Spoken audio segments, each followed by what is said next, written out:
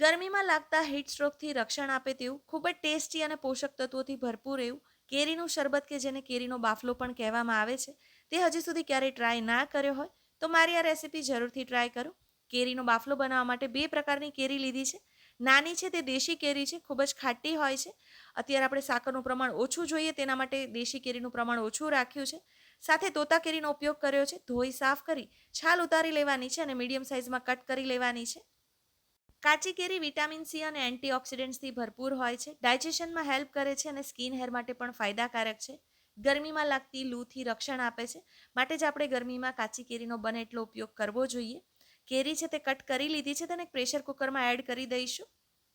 કેરીના ટુકડા એડ કરી દીધા પછી તેમાં પાણી અને સાકર એડ કરીશું. સાકરની બદલે તમે ખાંડ પણ લઈ શકો છો.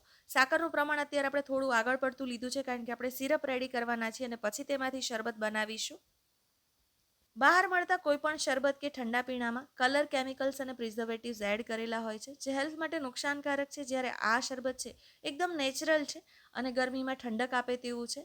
ઢાંકણ બંધ કરી 3 થી 4 વિસલ થાય ત્યાં સુધી પ્રેશર કુક કરી લઈશું અને પ્રેશર રિલીઝ થાય પછી ઓપન કરી અને જોઈ લેવાનું છે.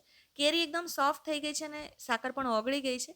આ મિશ્રણ એક મિક્સર જારમાં એડ કરીશું. તેમાં સંચળ, શેકેલા જીરાનો પાવડર અને મરી પાવડર એડ કરવાનો છે.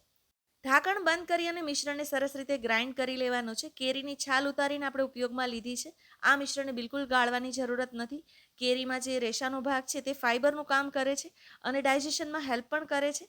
મિશ્રણ તૈયાર થઈ ગયું છે. આ મિશ્રણને તમે કાચની બોટલમાં ભરી 8 થી 10 દિવસ સુધી રેફ્રિજરેટરમાં સ્ટોર કરીને રાખી શકો છો અને મન થાય ત્યારે શરબત બનાવી અને પી શકાય છે.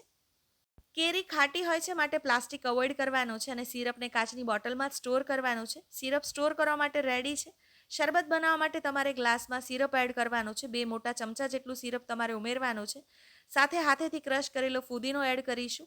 બરફના ટુકડા ઉમેરવાના છે અને ઠંડુ પાણી ઉમેરી બરાબર રીતે મિક્સ કરી શરબતને સર્વ કરવાનો છે. ઉનાળામાં લાગતી લૂથી રક્ષણ આપે તેવું અને રોજ લઈ શકાય તેવું એકદમ ટેસ્ટી અને રિફ્રેશિંગ કેરીનું શરબત સર્વ કરવા માટે તૈયાર છે. મારી આ કેરીના શરબત કે કેરીના બાફલાની રેસીપી જરૂરથી ટ્રાય કરો અને મને કમેન્ટ્સમાં જણાવો કે તમને મારી રેસીપી કેવી લાગી. જો તમને મારી રેસીપી પસંદ આવી હોય તો તમારા ફેમિલી અને ફ્રેન્ડ સાથે જરૂરથી શેર કરો.